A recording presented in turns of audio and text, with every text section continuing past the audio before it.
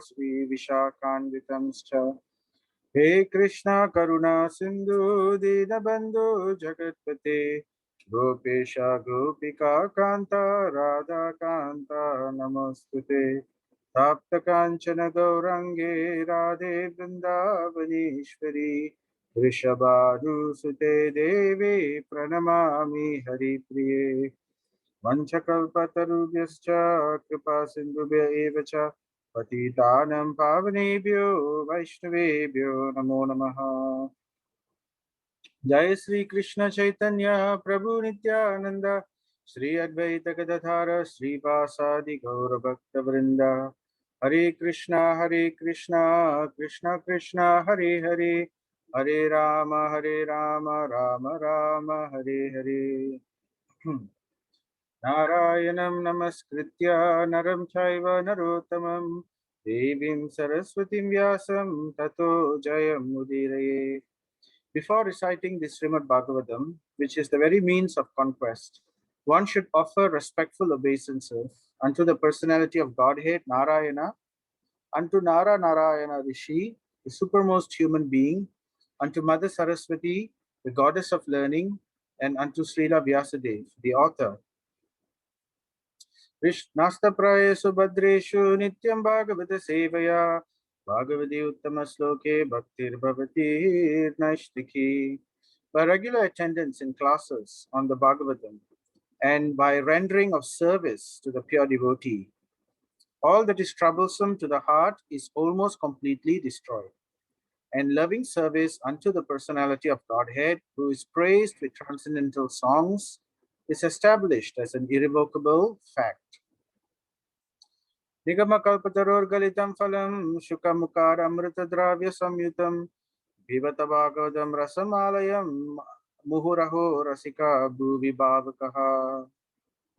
O expert and thoughtful man, relish Srimad Bhagavatam, the mature fruit of the desired tree of Vedic literatures. It emanated from the lips of Sri Shukadev Goswami. Therefore, this fruit has become even more tasteful, although its nectarian juice was already relishable for all, including liberated souls. Krishnaya Vasudevaya Devaki Nandanaya Cha Nandagopa Kumaraya Govindaya Namo Namaha. Nama Pankajanabhaya Nama Pankajamalini Nama Pankajanetraya Namaste Pankajangri. So Hare Krishna and welcome everybody. So we are continuing with our Srimad Bhagavatam, chapter 15. So I hope to complete the chapter today. So let us go through just what we have covered so far. The title is The Pandavas Retire Timely. So we can see I've put here the the subsections for this chapter. So we can see it began with Arjuna, how Arjuna was describing how he felt the entire world was vacant.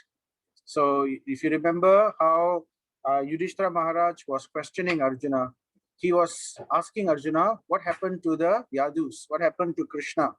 Please describe. So Arjuna became very silent throughout Yudhishthira Maharaj's questions. And finally, when Arjuna started to speak, that's the beginning of this chapter. So Arjuna Chakshusha Pravarshaitam. So Chakshusha Pravarshaitam is from the Sikshashtakam verse, the 7th verse, right?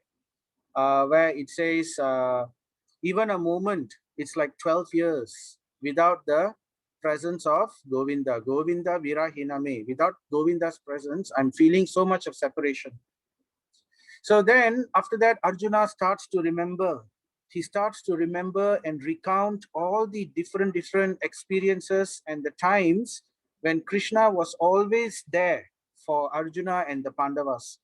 So, you know, we talked about several of these incidences. For example, the burning of the Khandava forest, the saving of the Maya Danava demon, and then Arjuna remembered the killing of Jarasandha, how Krishna saved them that time, how Krishna also saved them during the Durvasha Muni's curse, the Akshaya Patra and all that. And also he remembered how by Krishna's mercy only, Arjuna obtained weapons from Lord Shiva. He obtained weapons from Indra, and how he was able to defeat the enemies of Indra. And also he went on recounting how he was able to defeat the great generals during the Mahabharata war, and how he was completely unharmed, even despite so many different weapons being thrown, all simply by the grace of Lord Krishna. He was always there. And she also remembered Draupadi, how she was insulted, but at the same time Krishna protected her. So in different ways he started recounting, and then he started remembering Hridaya Bandhu Bhakta Vatsala. So Hridaya Bandhu Bhakta Vatsala, he is the dearmost friend. Hridaya means heart, Bandhu means very close friend. And Bhakta Vatsala, he is always merciful to his devotees. So he remembered how Krishna and Arjuna, they were friends. And Arjuna and Krishna used to sit in the same bed, and they used to talk. And affectionately, Arjuna will sometimes tease Krishna, and he will say, "Oh, you are very truthful, Krishna." It's like that. He will speak like that.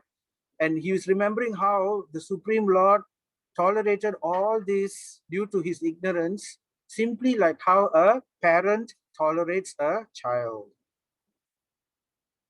So in that way, as he was remembering, and he remembered the pastimes, he remembered the reciprocation, the sweet reciprocation of Krishna. How Krishna, his reciprocation is just perfect. So there is nothing wanting or lacking in that reciprocation. There is no room for disappointment. He was the perfect friend, the perfect elder, the perfect younger person, the perfect master, perfect in every way. So, and as he starts remembering this, we heard how something very amazing happened. So, hold on just a moment.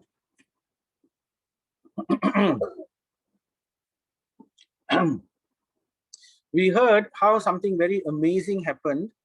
Arjuna, we remembered how in the beginning of the previous chapter, at the end of the previous chapter, Arjuna was shown to be very dejected, how he was crying, all his luster was lost, he was completely sad.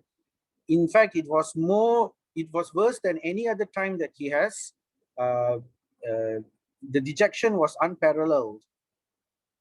But at the end of this chapter, towards the verses 15-20, when Arjuna starts to conclude, after remembering all these pastimes, we heard how Arjuna started to develop bliss. He started to remember the Supreme Lord, and the more he remembered, the more he became pacified, the more he became established within himself, and he achieved bliss. So now we are going to, I spoke a bit about this last week, but I'll just recap a little bit more before we go on, just to set the context. So remembering the previous verses, Sutta Goswami said, "Thus, being deeply absorbed in thinking of the instructions of the Lord and in thinking of his lotus feet." So here I'm putting a picture of the lotus feet of the Lord. This is in the temple of Gaya, where Chaitanya Mahaprabhu went. There's actually an imprint of the lotus feet of Lord Vishnu over there in that temple. So just thinking of the lotus feet of the Lord, Arjuna's mind became pacified and free from all material contamination.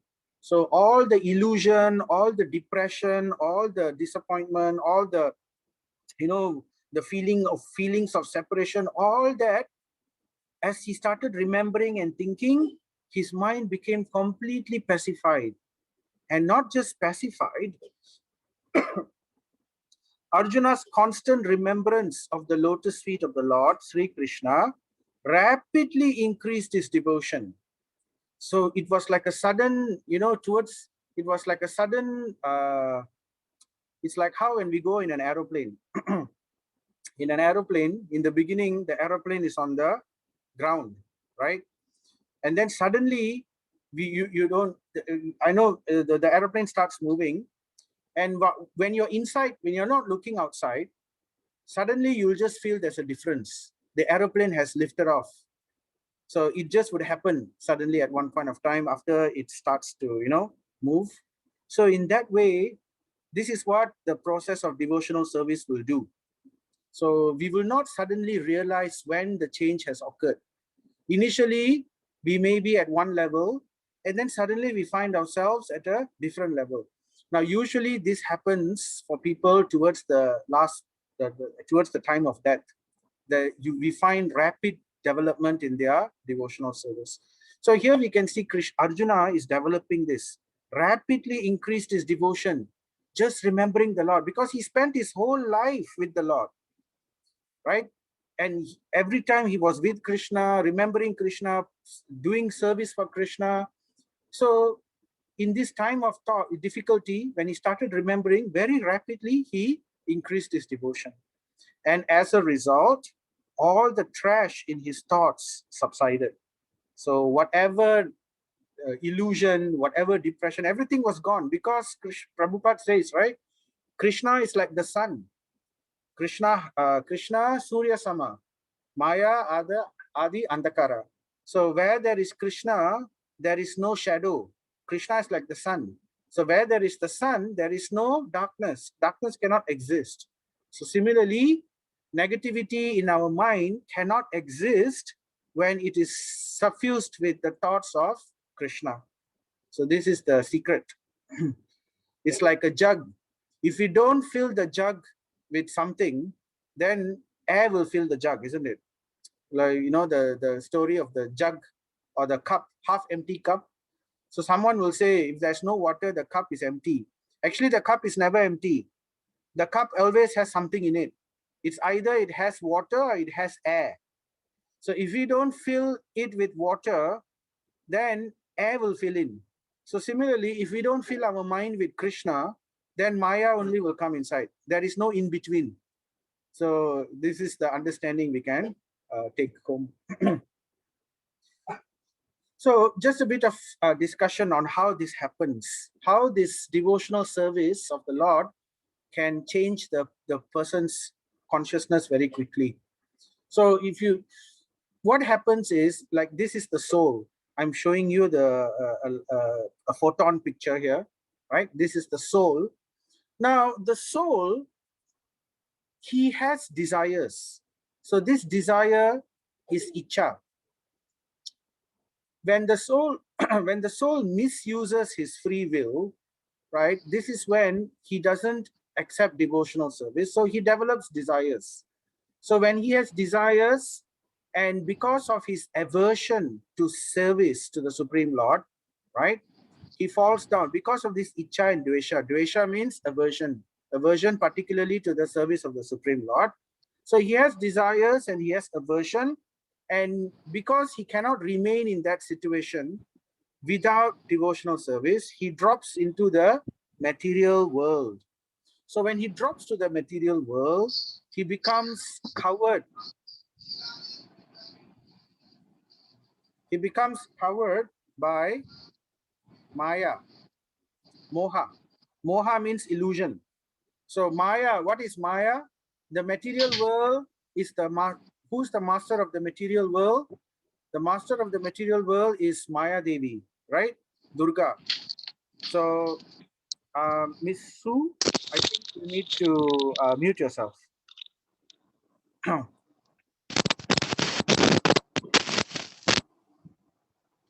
don't know, my mouse is wrong. My mouse is not. Is my mouse not working?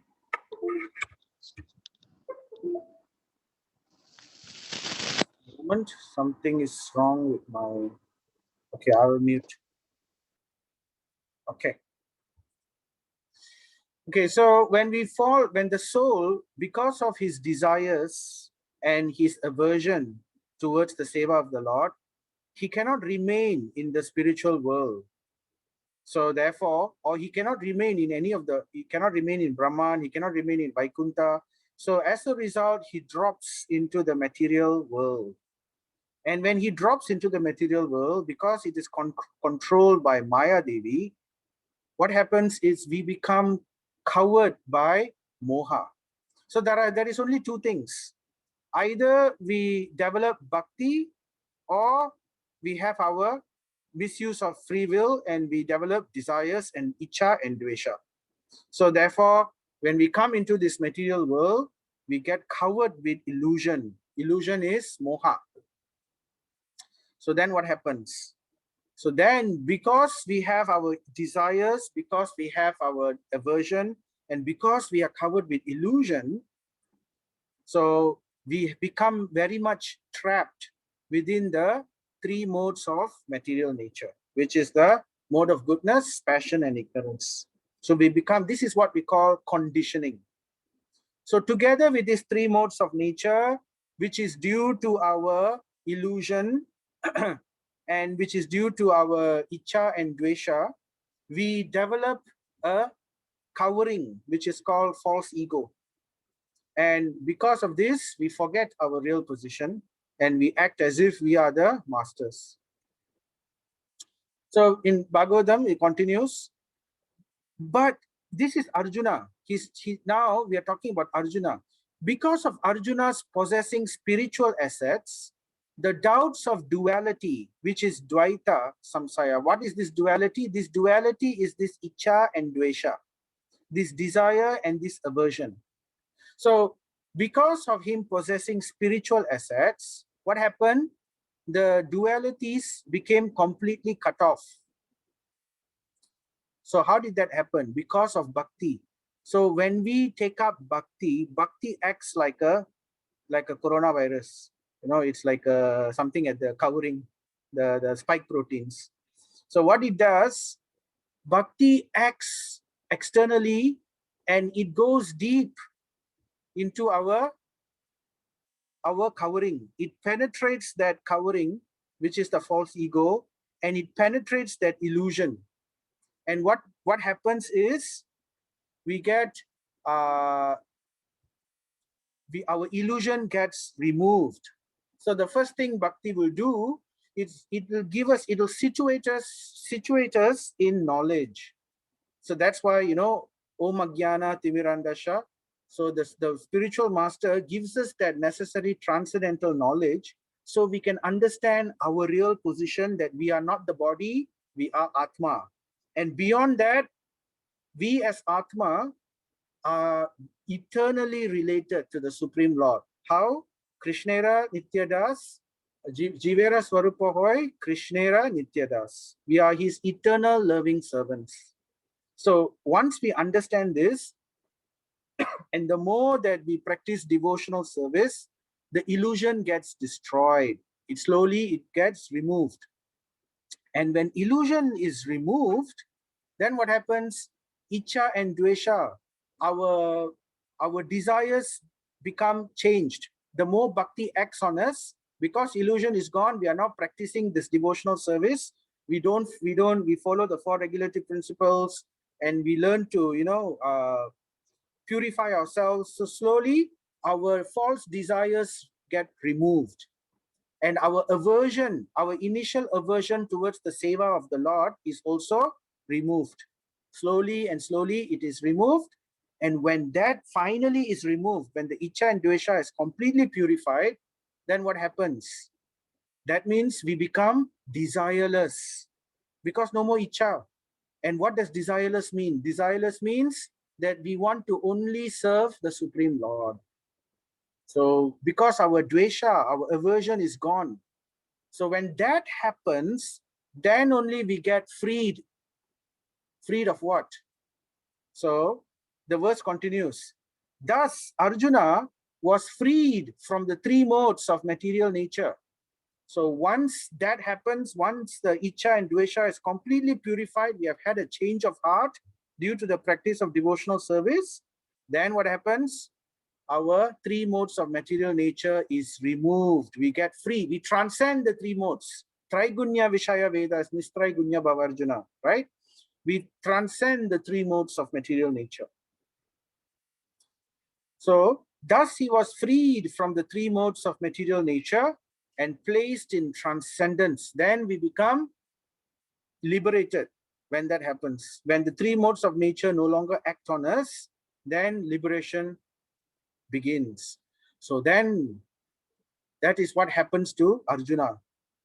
And when that bhakti, now you know devotional service has two levels. One is devotional service, or in it's called sadhana bhakti. That means devotional service in practice. We are practicing devotional service. We have not really done devotional service. So this is called sadhana bhakti. The second level is called bhava bhakti. Now, bhava bhakti is actually the real devotional service. So this is described in the Bhagavad Gita. Brahma Bhuta Prasannatma. So in chapter 13 or 14 or 15, one of these, it describes that the real devotional service is only begun at the point of liberation. So we have two, sadhana bhakti, bhava bhakti.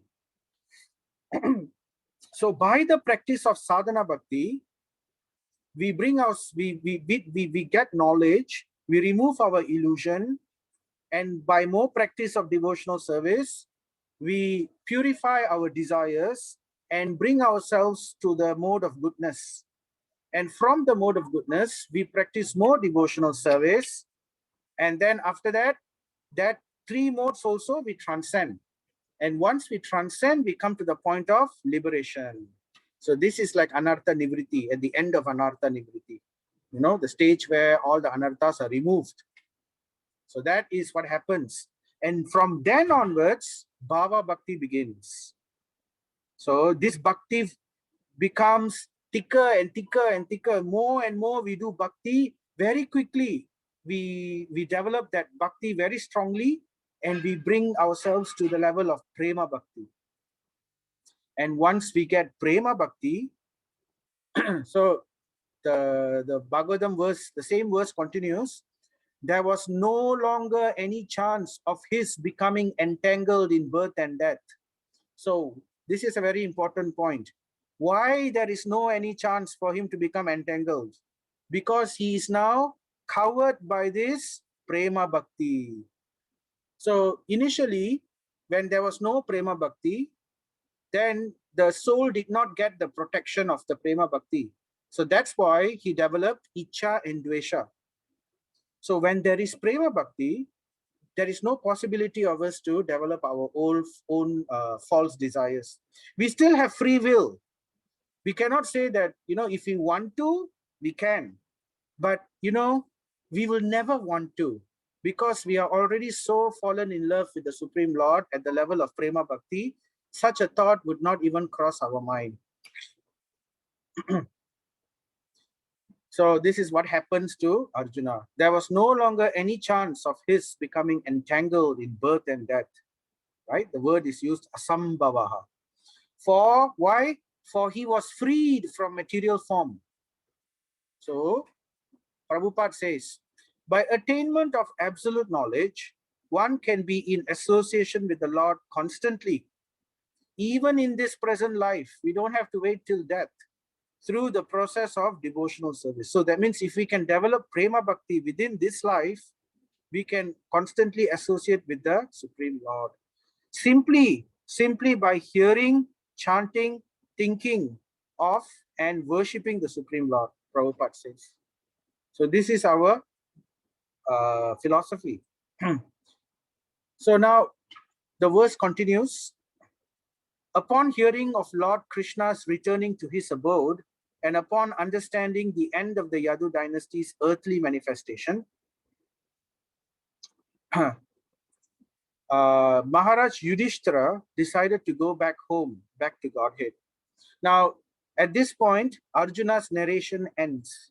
So Arjuna no longer speaks, and he has concluded, and he is already developing the correct mind frame to go back to Godhead. Arjuna has already gone to that level already, simply by remembering. So here we can see the proof that how one who follows devotional service simply by hearing, listening, and chanting. So Arjuna was remembering, and he was also describing the glories of Krishna. So as he was speaking, he had this wonderful change of consciousness. So we can also develop the same. So now Yudhishthira, after hearing all this, his heart also broke. once he knew that Krishna is no longer in this kingdom, he's no longer in this world, everything to do with this kingdom, Yudhishthira Maharaj completely gave up. So Yudhishthira Maharaj and the Pandavas are actually the eternal associates of the Supreme Lord. So it's not that they are irresponsible and gave up their kingdom. They just couldn't tolerate another moment without the Supreme Lord's presence directly. And anyway, they knew that this was also Krishna's desire, because Narada already came and told him, as soon as you hear about Krishna's passing, you should also prepare yourself to leave. So Yudhishthira Maharaj, so then he decided to leave also. And Kunti Maharani, who was also in the assembly. So Kunti, after overhearing Arjuna's telling of the end of the Yadu dynasty and disappearance of Lord Krishna, engaged in devotional service of the transcendental personality of Godhead. So the words used here is Ekanta Bhaktya Bhagavati. So Ekanta, fixed, without any deviation, without any disturbances, completely fixed. Eka, one, single-minded. Bhaktya, so she was fixed in devotion to Bhagavati, to the Supreme Lord, with full attention. Niveshita Atma, right? So not only Ekanta, single-minded, but with full attention. So this is what we should also try to do, especially as we progress in our life. The more we are closer towards that, the more we should focus our minds fully towards the service of the Lord. And what happened to her? And thus, she also gained release from the cause of material existence. So Bhagavatam mentions here. So then it continues. The Supreme Unborn, Lord Sri Krishna, caused the members of the Yadu dynasty to relinquish their bodies, and thus he relieved the Bhava Bharam, the Bhuva Bharam. So that means the burden of the earth. So this was the Lord's plan. So this action was like picking out a thorn with a thorn, though both are the same to the controller. So this is trying to explain how for the Supreme Lord, he is the ultimate renounced person. To him, all living souls are equal. So just like we have Sura and Asura. Sura means Devas and we have Asura. So to the Supreme Lord, they are both equal in the sense that they are both living entities. So just like how sometimes he uses the Devas to remove the Asuras. So both are, in his vision, both are like, for example, you can say use the example of thorn, just like how he uses a thorn to take out another thorn. Like sometimes we get splinter. If we get a splinter in our skin, we need to take something very sharp to remove that splinter. So his activities are like that. So in this way, he caused the destruction of the entire Yadu dynasty just to remove the burden of the earth. And in this way, he also removed himself and left the material world to go back to the spiritual world. We have already heard about that previously. For the Supreme Lord, both the Asuras and the demigods are equal. But the demigods are obedient to the Lord, whereas the Asuras are not. Prabhupada observes over here. I mentioned that just now. So then the verse continues. The Supreme Lord relinquished the body which he manifested to diminish the burden of the earth. Just like a magician, he relinquishes one body to accept different ones. Right? So just like the fish incarnation and others. So for the Supreme Lord, he can convert matter to spirit and spirit to matter anytime he wants. So although his body was eternal, divyam, spiritual, fully, but just to confuse the atheists and to give them some excuse to not accept. So therefore, he left his body on earth. And in the same way, he has relinquished different bodies. The Lord actually there is no difference between the Lord and his body. They are one, right? But sometimes he does that just to bewilder the atheists. So it said here, just like a magician. So suddenly the magician, he can pull out a rabbit, then suddenly the rabbit is not there. So in the same way, the Lord will suddenly manifest his Bhagavan pastimes, and just like that, suddenly he will just disappear. And then he will leave everybody wondering, oh, was that really God? What, did he really come? So in this way, his activities are very bewildering, except for the pure devotees. The devotees always understand his actual position. So when the personality of Godhead, Mukunda, left this earthly planet in his self-same form, so here we have a picture. It's actually described in the Canto 10, how Krishna actually left the world. It seems when he left, you could see the form of the Lord flying towards the sky, leaving the material body and flying towards the sky. So not everybody could see, nobody could see actually. The Devatas, only some very powerful Devatas could see, like Lord Shiva could see and Lord Brahma could see. They could see his form ascending towards the spiritual world. Now, when the personality of Godhead, the moment he left this world, what happened? From that very day, Kali, the personality of Kali, who had already partially appeared, became fully manifest to create inauspicious conditions for those who are endowed with a poor fund of knowledge. Now, this is very interesting point. So, Kali only appeared the moment the lotus feet of the Supreme Lord left the world. So this is also, and then the particular way the verse is mentioned here, you see, to create inauspiciousness. So Kali only creates inauspicious conditions for those who are endowed with a poor fund of knowledge. That means, in other words, for those who do not know the spiritual goal, for those who do not act in that platform, so for them, Kali Yuga will manifest fully in their lives. Whereas those devotees who are fully protected by the seva, by following the four regulative principles, by following the vows of initiation, like chanting 16 rounds and all these other things, observing Ekadasi and all that, doing devotional service, for such people, the effect of Kali Yuga is completely removed, because we take shelter in the service of the Lord, we take shelter in Srimad Bhagavatam, we take shelter in the devotees of the Lord, the Guru, and also we take shelter in the lotus feet of the Lord. So Prabhupada mentions here, one can neutralize the effects of Kali by keeping oneself fully under the supreme care of the personality of Godhead. So this is the secret. So that means following the regulations of devotional service perfectly. What does that mean? That means waking up early, chanting Hare Krishna Mahamantra 16 rounds every day minimum.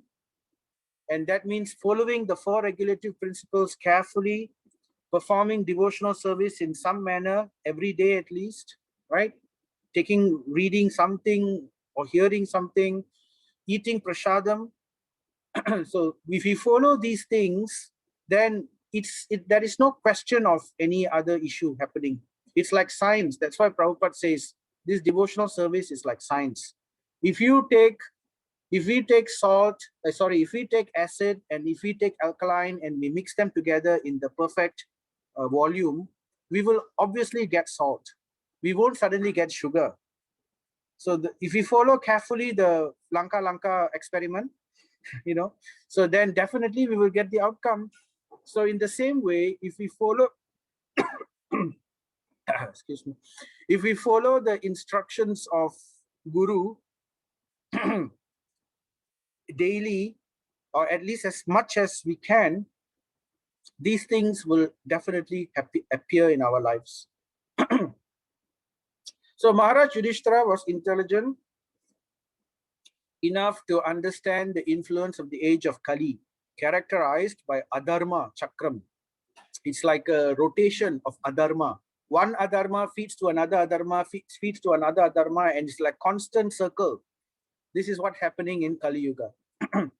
Such as increasing avarice, increasing falsehood, increasing cheating and violence throughout the capital, state, home, and even among individuals. So it's not just at the Malaysia level in the capital. It's not just in the state. It's not just at home. Even amongst ourselves. That's why, in Kali Yuga, it said that in Satya Yuga, the Devas and the demons, they live in two separate worlds. The Devas live in different world, the demons live in different world. In Treta Yuga, the Devas and demons live in the same world. Like, we had Ravana, we had Ram, they had lived in the same world. In Dwapara Yuga, the demons and the Devas, they live within the same kingdom. So that's why you saw, in Mahabharata, they are all family members, cousins, brothers, but they were all fighting. Fratricidal war. And in Kali Yuga, the demons and the the demons and the Devas, they live within the same family and within the same mind of the same individual. They are in our own head. That's why, we have the goodie and the baddie. Sometimes we have good thoughts, sometimes we have bad thoughts. So they are both fighting each other. So which one will win? The story of the two wolves. Two wolves are fighting. Which wolf will win? The wolf which we feed, right? So the Deva or the demon, who do we feed? That will be the winner. So that's what we have to constantly guard against in our spiritual life. So Maharaj Yudhishthira, okay, so I mentioned this already. So Prabhupada says, the Pandavas are eternal companions of the Lord, and therefore they are more interested in the company of the Lord than anything else. Being an ideal king, Maharaj Yudhishthira wanted to retire just to set an example for others. As soon as there is some young fellow to look after the household affairs, one should at once retire from family life to uplift oneself to spiritual realization. So this is very, many times Prabhupada has been mentioning this, how the necessity for retirement is very important. Whether it is political, kingdom, or household affairs, one should at one point of time retire to give full pursuit to the spiritual realizations. So Yudhishthira Maharaj, so he wisely prepared himself to leave home and he dressed accordingly. Therefore, thereafter, in the capital of Hastinapura, he enthroned his grandson, who was trained and equally qualified as the emperor and master of all land bordered by the seas. So he is a great king, Yudhishthira Maharaj. So very responsible. So therefore, he ensured that his successor, Parikshit Maharaj, was well trained, and he was equal in all respects to Yudhishthira Maharaj. So it's the responsibility of anyone who is in a leadership position, right, to ensure continuance so that there is little disturbance as possible. So therefore, what does that person has to do?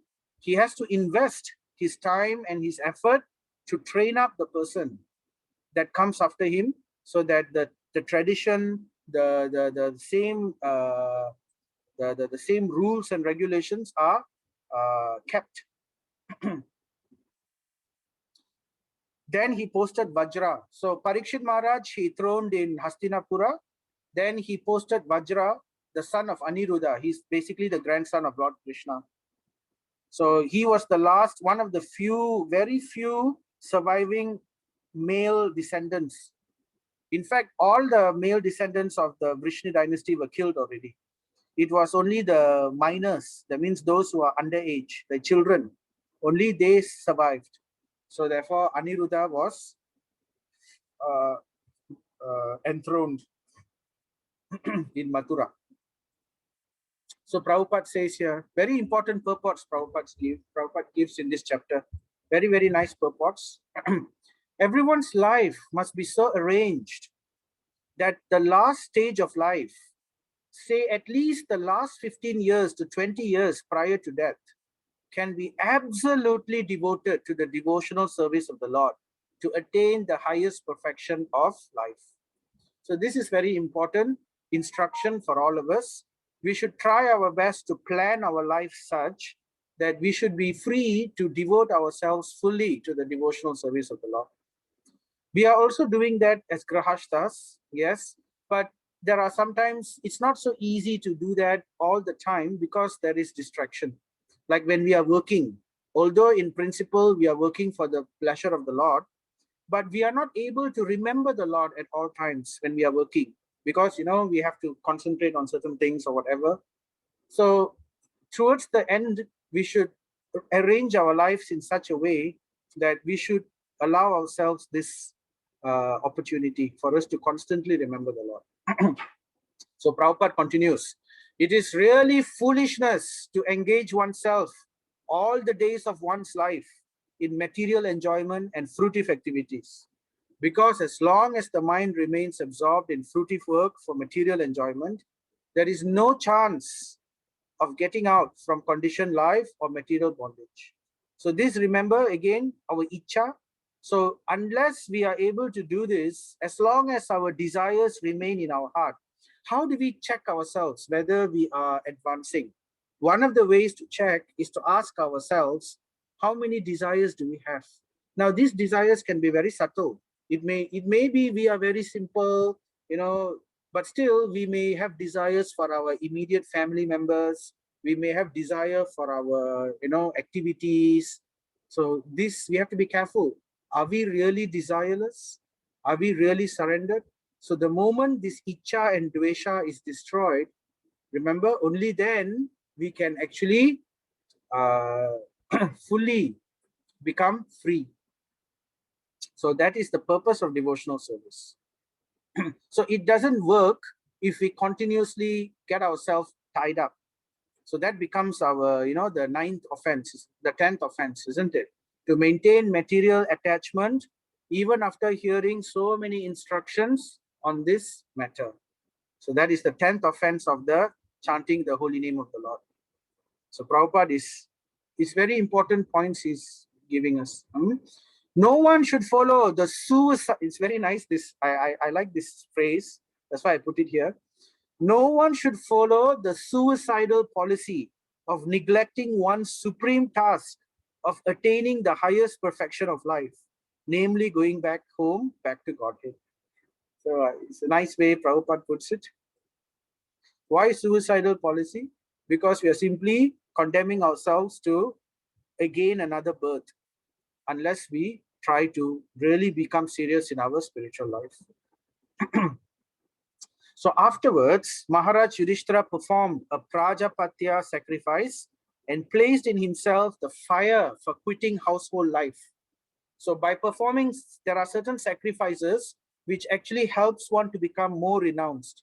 Now, these are some of the examples of sacrifices when someone takes vanaprastha or when someone takes sannyas. There is a yagya, they sit in the yagya, and it's like the fire of that yagya comes into the heart. So Yudhishthira Maharaj placed within himself the fire for quitting household life. That means he sacrifices all his desires, all his whatever, everything within that fire. He's beginning the process of complete renunciation. So Maharaj Yudhishthira at once, so now this process is described further. Maharaj Yudhishthira at once relinquished all his garments, belt, and ornaments of the royal order and became completely disinterested and unattached to everything. So, sometimes we see devotees, very advanced devotees, they become very uninterested in their looks, in their, how they dress, very simple. So this is towards the end, when this is basically the idea of vanaprastha. One no longer takes seriously these things. So Prabhupada says, to become purified of material contamination is the necessary qualification for becoming one of the associates of the Lord. So we have to remove material contamination from the heart. No one can become an associate of the Lord or can go back to Godhead without such purification. So, this is exactly what bhakti, taking up devotional service, will do for us. Remember, Cheto Darpana Marjanam? It is cleaning the dust in the mirror of our heart. So that is what hearing, Shravanam, Kirtanam, Smaranam, Vishnu, Seva Padanam, all this will do for us, provided we follow them seriously. So then Srimad Bhagavatam continues. Then he amalgamated all the sense organs into the manas. So here it becomes a little technical. So I will just quickly go through this. So what he does, this is towards the process of death. Just like the jnanis, the jnanis, when they follow the Ashtanga Yoga process, they sacrifice the senses into the mind, because the mind is the controller of the senses, right? So even with devotional service, Yudhishthira Maharaj didn't follow the jnana process. He did not follow the Ashtanga Yoga process. He is a devotee. So even for devotees, at the end of their life, right? So it will automatically happen very quickly by the mercy of the Lord. He is able to completely surrender the senses. That means he has no more desires for the senses, to satisfy the senses. Completely gave up. Krishikena Rishikesha, right? Sevan Mukta. This is the verse where he says, we devotees, we sacrifice our senses for the pleasure of the Supreme Lord, Krishikesha, master of the senses. So he amalgamated all the sense organs into the manas. Manas means mind, right? Then the mind into prana. Then he put the mind into prana. Prana means the life. And then he took the prana into breathing. So that is like, how the jnana yogis used to do Ashtanga Yoga. But here, Yudhishthira Maharaj is, by the power of devotion, by the power of his bhakti, he is able to completely just like that give up. The same attainment of the jnana yogis is also attainable by the bhakti yogis directly. Simply, he didn't have to go to the forest. Yudhishthira Maharaj didn't have to go to the forest. He didn't have to meditate for thousands of years. He didn't have to sit with his eyes looking at the tips of his nose. Just simply by worshipping the Supreme Lord and serving the Supreme Lord, he was able to do this. Now, that's the notable point we need to note here. So then his total existence, he took the breathing and he combined the breathing into his total existence, into the embodiment of the 5 elements, and his body into death. So he was able to completely give up the breathing into the 5 elements. Just like, once the breathing is separated from the body, the prana is separated from the body simply is matter, right? What is the body made of? The body is made up of these 5 elements, 5 gross elements. So he was able to separate the 5 gross elements from the subtle elements just by the power of devotion. This is the power of Maharaj Yudhishthira Maharaj's devotion. Then as pure self, he became free from the material conception of life. He attained liberation immediately, just like that. He was able to give up the 3 modes of material nature, thus annihilating the gross body of 5 elements into the 3 qualitative modes of the material nature. Now, these 5 elements are supported by the 3 modes. So he took these 5 elements. So what did he do? He sacrificed his senses into the mind. He sacrificed the mind into the prana, and he sacrificed the prana into the life breath. And then he was able to separate the subtle body from the gross body. So the gross body, which is made up of the 5 elements, he sacrificed that into the 3 modes. So in this way, step by step, he is unraveling his existence. He's unraveling his material existence. He was able to do this simply by the power of devotion.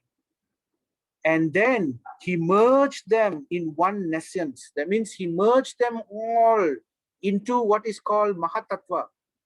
Because the 3 modes of material nature, if you combine all the material elements, actually there are 24 material elements, right? which is which consists of all the material aspects. So we won't go into that in detail. That is described in the Bhagavad Gita, but we won't talk about that right now. So he merged them all into the Mahatattva in that way.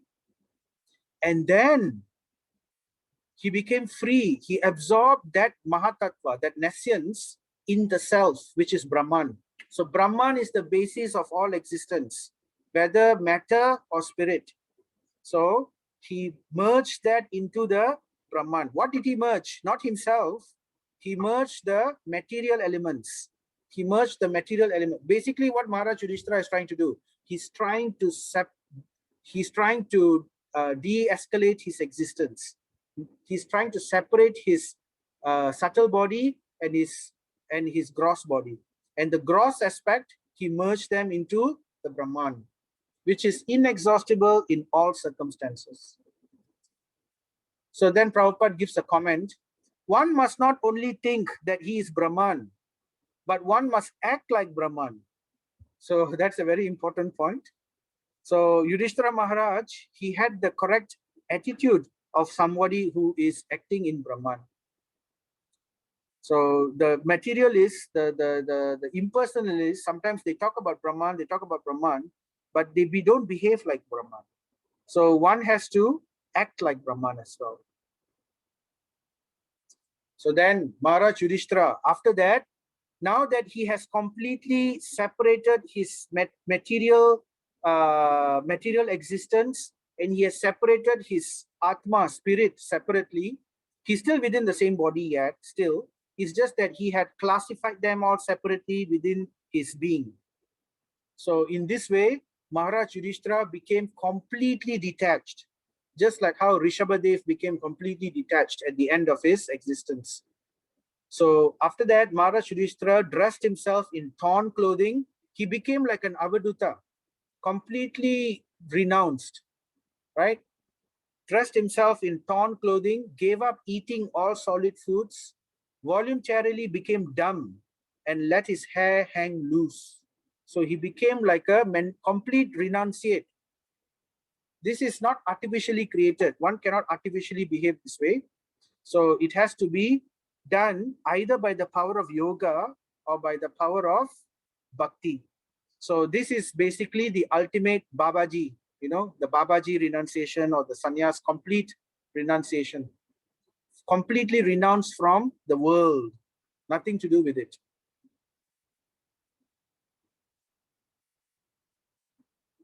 And then what happened? Yudhishthira Maharaj left off. He left his entire kingdom and he walked away.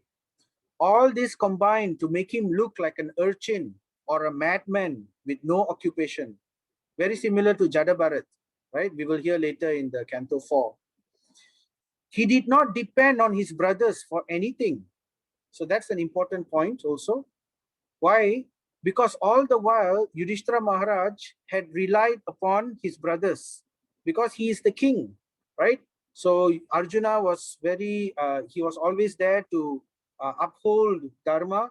Bhima was always there also to ensure that justice is always met out. And his other brothers were always helping him. They all worked together all the while.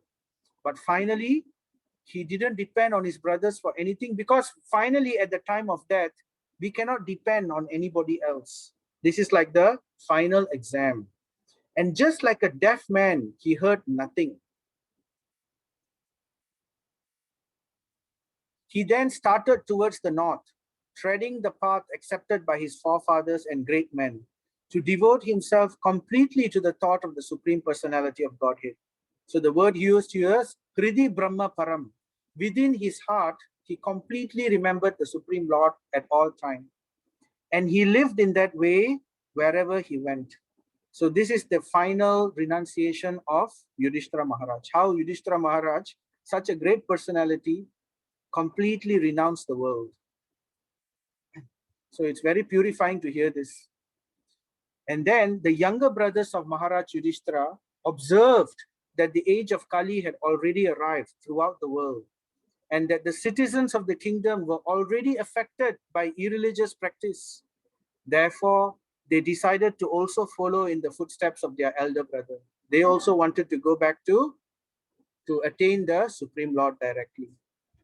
So all of them also left. So all of them kept Krishna within their hearts, and all of them followed Yudhishthira Maharaj. Though Yudhishthira Maharaj didn't look back, he just walked straight, but the brothers followed in his footsteps. So Prabhupada says, Dharma, Artha, Kama, and Moksha, or fruitive activities, philosophical speculations, and even salvation or liberation are not the ultimate goal of life. They are practiced by persons who have no information of the ultimate goal of life. So even liberation is not the ultimate goal of life, because liberation, we do not develop bhakti. There is only removal of moha. That means illusion is removed and the three modes of nature is removed, but still the icha and dvesha, it remains. So even in liberation, the soul has icha and dvesha, and because he does not have the protection of bhakti, he can still after some time come down again to this material world. Just like how we are the soul, isn't it? The soul is, we understand the soul is tatashta shakti. That means we are marginal energy. So just like how the marginal energy cannot remain in the border. Now, do we know anybody who lives in the border? For example, between the border of Malaysia and Thailand, do we find any houses right at the border where the borderline crosses? The bathroom is Thailand and the living room is Malaysia. We don't find any such houses anywhere in the world, isn't it? So there, in the same way, it's either we remain in Thailand or in Malaysia, like that. So the soul, it's either it remains with Krishna or in the material world. How to remain in Krishna? We need bhakti. Then only we can remain in Krishna. How to remain in the material world? When we don't have bhakti, we have no choice but to drop in the material world. So continues. They all had performed all the principles of religion, and as a result, rightly decided that the lotus feet of the Lord Sri Krishna are the supreme goal of all. So this is a very important statement in Bhagavatam, which clearly defines the ultimate goal of life. So it's not just moksha, right? And here it gives the qualification of someone. You know, we don't simply accept people's words just like that, right? Somebody has authority, we accept their word.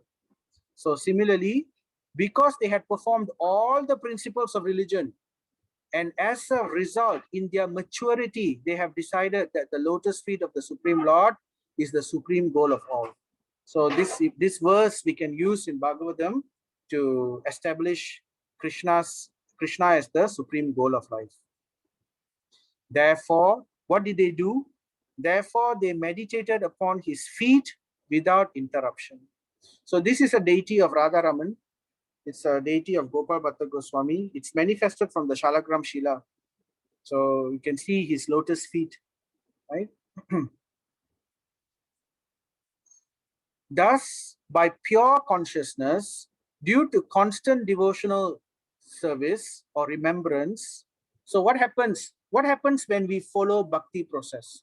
So this is what happens at Bhava Bhakti.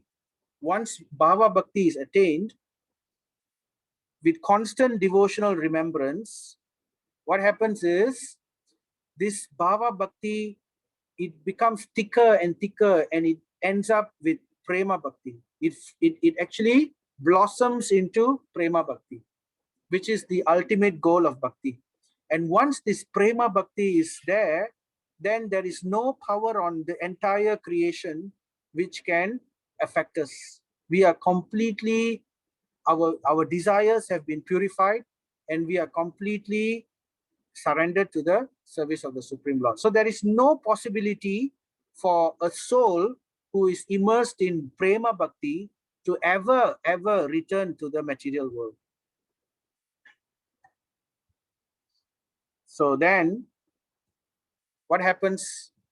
So by constant devotional remembrance, The soul which is infused with prema bhakti at the time of death, or even within this life, his consciousness is transferred to the supreme world, which is the Goloka Vrindavan, or to the Vaikuntha planets. This spiritual sky is called Paravyoma. Paravyoma means the sky beyond the material world. So how do we remain in that spiritual sky?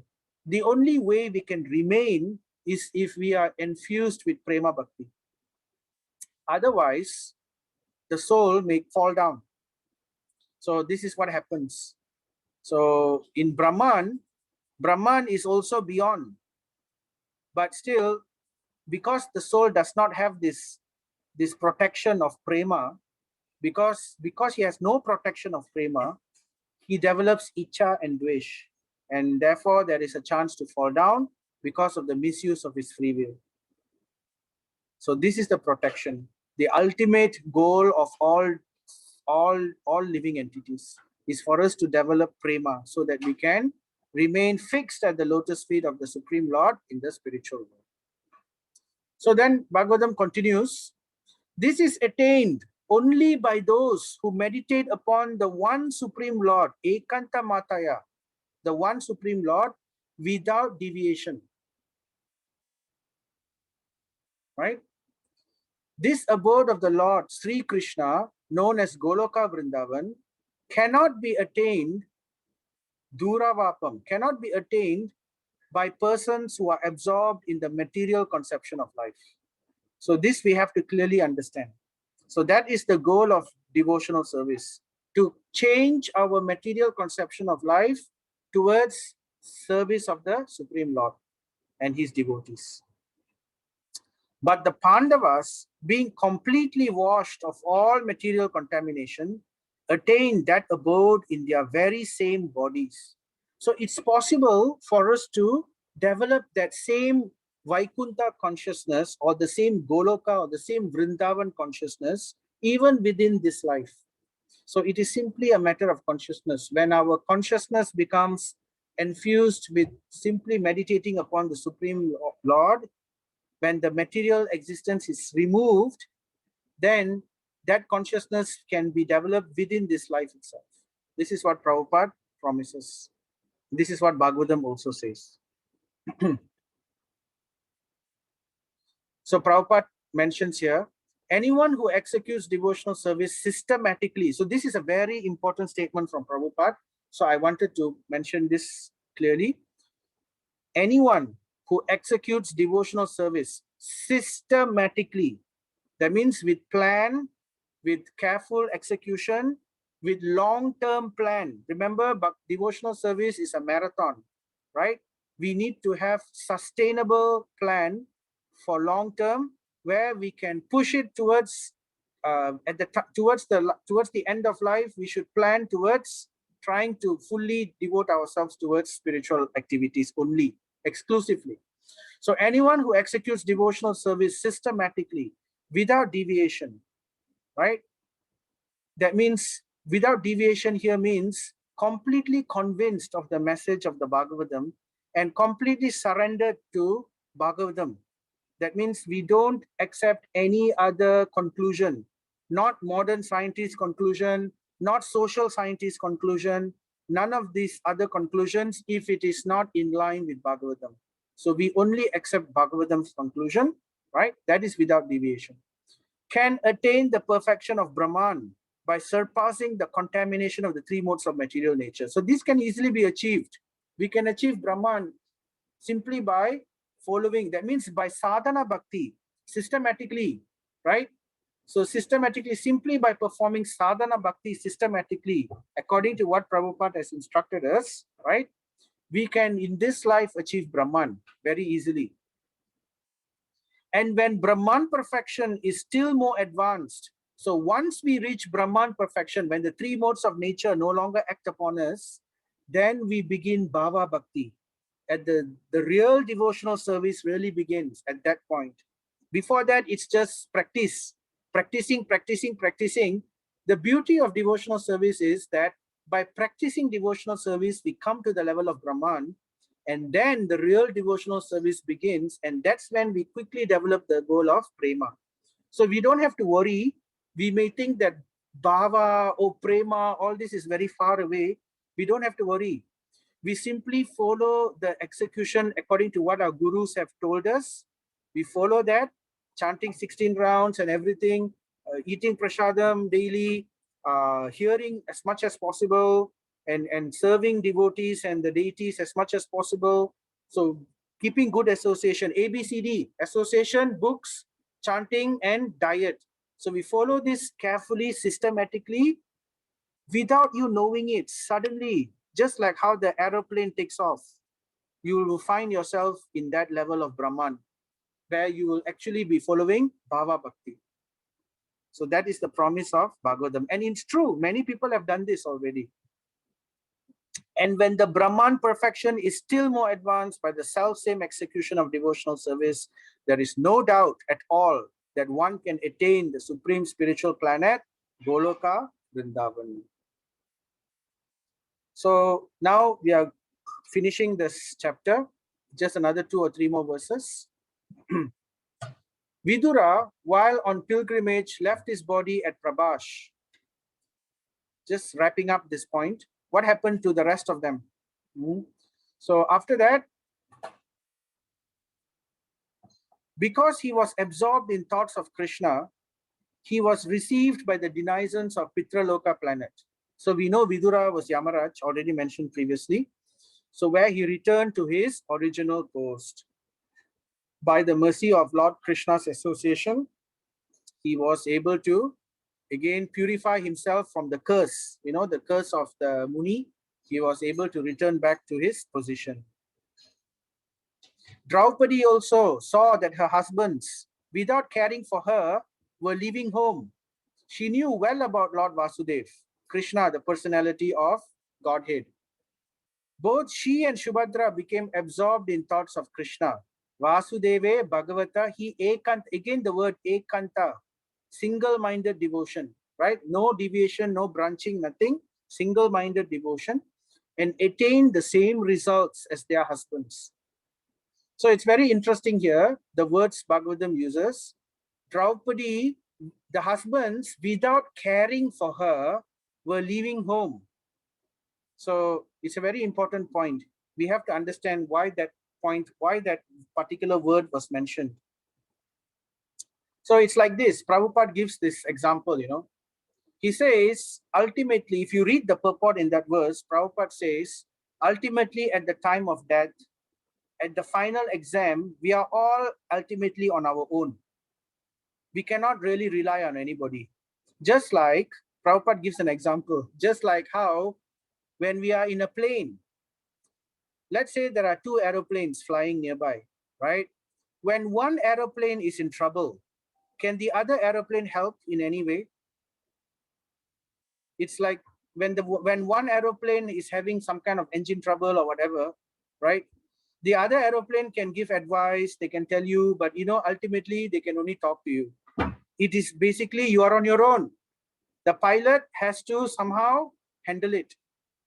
So in the same way, at the time of death, we are all also, we have the help of everybody. We spend our life to perfect ourselves, to practice our sadhana, right? And at the time of death, we may get assistance. People may chant for us. They may create a beautiful environment for us, right? And they may assist us. But the moment of death, when the moment of death arrives, we are on our own.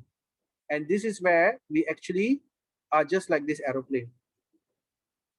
So Prabhupada says, when flying an aeroplane, one cannot take care of the other planes. Everyone has to take care of his own plane. And if there is any danger, no other plane can help another in that condition, right? So remember the example, we are the soul, and the soul is like the driver in a car. So similarly, the soul is like the pilot in the aeroplane. No other plane can help another in that condition. Similarly, at the end of life, when one has to go back home, back to Godhead, everyone has to take care of himself without, oh, why it got cut off? Oops. Without, anyway, basically it means without any other assistance. So we are all ultimately responsible for our own deliverance. We have to do what is necessary to ensure that we bring our consciousness. We can take as much help as we can while we are alive. But ultimately, during the final exam, we have to take our consciousness to that level. That is what we have to do. Very important point. The subject of the departure of the sons of Pandu for the ultimate goal of life back to Godhead is fully auspicious and is perfectly pure. Bhagavatam says, therefore, anyone who hears this narration with devotional faith certainly gains the devotional service of the Lord and the highest perfection of life. So this is like the phalan, the fruit of hearing this particular chapter of Srimad Bhagavatam. So hopefully we can all benefit from this, and hopefully we can have a change of heart and a change of consciousness, and hopefully that seed of the change of consciousness is planted within us, and we continuously water that seed, and in this way we can slowly we can very quickly attain those levels which we have talked about just now in this verse, in this chapter. So now we have completed this chapter, chapter 15. The Pandavas retire timely. So we talked about how the Pandavas retire and how about Kali takes hold. So next chapter we will now focus more on the questions of the sages. We will start focusing more on Parikshit Maharaj. So Hare Krishna, thank you for listening patiently. Overshot the time a little. So are there any questions before we end?